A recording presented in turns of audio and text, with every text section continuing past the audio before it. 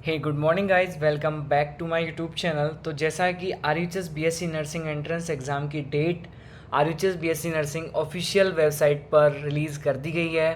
Then आप screen पर देख पा रहे हैं गाइस, जैसा कि मैं आपको बता दे रहा हूँ, RUHS BSc nursing entrance exam के रिगार्डिंग हम बात करते हैं। तो आप देख पा रहे हो कि RUHS BSc nursing entrance exam के लिए,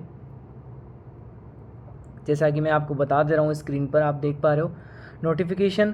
डेट ऑफ एग्जामिनेशन 11/8/2024 संडे को आपकी ऑर्गेनाइज होगी। अवेलेबिलिटी ऑफ एडमिट कार्ड 5/8/2024 को आपके एडमिट कार्ड रिलीज़ कर दिए जाएंगे।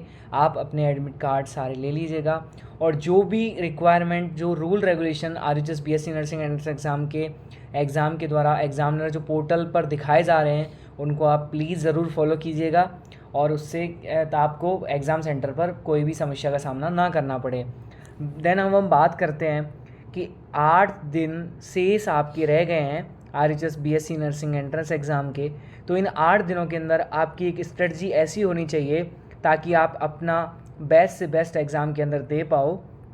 इसके लिए हम बात करते हैं कि RUHS BSc nursing entrance exam की सबसे पहले हम पर्टिकुलर सब्जेक्ट के बारे में बात करते हैं। फ़िज़िक्स के लिए अगर हम बात करें दोस्तों, तो फ़िज़िक्स के लिए अगर हम बात करें तो आप जो फ़िज़िक्स के NCERT होती है उसके न्यूमेरिकल आप सॉल्व आउट कीजिए और देन जो हर चैप्टर पर जो डॉटेड और जो अंडरलाइन यूनिट वाइज जो लिखे हुए हैं, लाइंस लिखी हुई हैं, उनसे डायरेक्ट बेसिस पर न्यूमेरिकल आते हैं, तो आप उनको ज़रूर पढ़कर जाइएगा।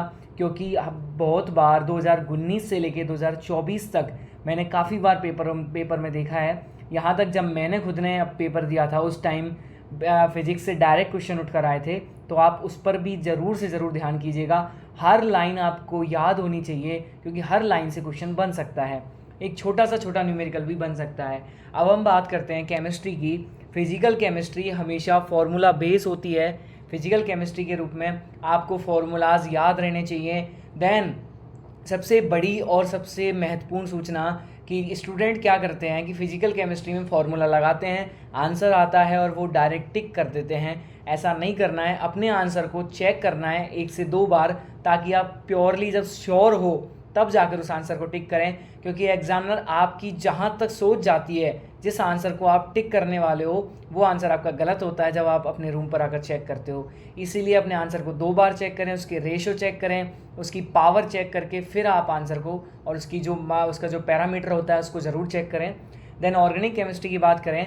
ऑर्गेनिक केमिस्ट्री में आप ध्यान रखिएगा कि आप जितना हो सके आप ऑर्गेनिक केमिस्ट्री की जो NCERT होती है उसकी रिएक्शन ज़्यादा से ज़्यादा पढ़कर जाइएगा और हमेशा बाई प्रोडक्ट सबसे ज़्यादा पढ़कर जाइएगा।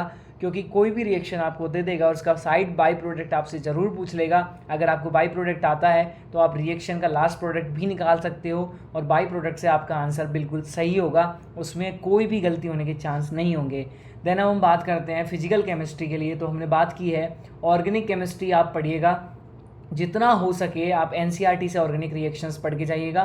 क्योंकि मोस्टली NCERT में, तो ज़्यादातर यही कहता हूँ कि आप ज़्यादा से ज़्यादा इन 8 दिनों में NCERT कवर कीजिए और PY क्वेश्चन जो आपने टेस्ट सीरीज़ ले रखी है, जैसे कि हमारे यहाँ फेमस गौरव RUHS 14 टेस्ट सीरीज़, जो एक अपने आप में बेस्ट टेस्ट सीरीज़ है। हर बार 70 to 80% पोर्शन हम कवर करते हैं गौरव RUHS 14 टेस्ट सीरीज़ के द्वारा।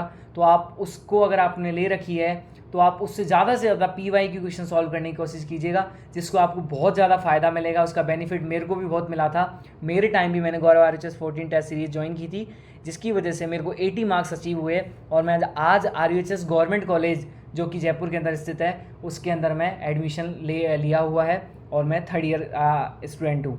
देन बात करते हैं हम बायोलॉजी की। तो बायोलॉजी में भी PY के क्वेश्चन जितने ज़्यादा हो सके आप सॉल्व कीजिए, क्योंकि 11th का सिलेबस हटा दिया गया है। 11th का सिलेबस हटाने की वजह से ओनली ऑन ईजीएस्ट सिलेबस है 12th का बायोलॉजी फिजिक्स केमिस्ट्री का।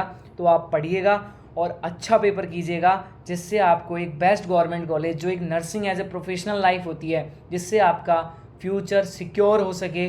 क्योंकि हर बार टाइम नहीं आता है, टाइम सिर्फ एक बार आता है। किस्मत सिर्फ एक बार दरवाज़ा खटखटाती है, उसके बाद कभी किस्मत दरवाज़ा नहीं खटखटाती। इसलिए टाइम की महत्वता समझते हुए जितने ज़्यादा हो सके NCERT और PY क्वेश्चन सॉल्व कीजिए और गौरव RUHS 14 टेस्ट सीरीज़ को भी आप एक बार ज़रूर उसके PY क्वेश्चन सॉल्व कीजिएगा। क्योंकि हमने गौरव आरएचएस 14 टेस्ट सीरीज़ में मोस्ट ऑफ एनसीईआरटी के बेसिस पे क्वेश्चन डाले हुए हैं। बाकी टेस्ट सीरीज़ों की तरह नहीं है कि एलएन और आकाश वगैरह की मॉड्यूल से छाप कर किए हो। हमने सिर्फ और सिर्फ एनसीईआरटी बेसिस पे क्वेश्चन दिए हैं उसमें। तो मिलते हैं नेक्स्ट वीडियो में, और आपको बेस्ट ऑफ लक आपके एंट्रेंस एग्ज़ाम के लिए। Thank you.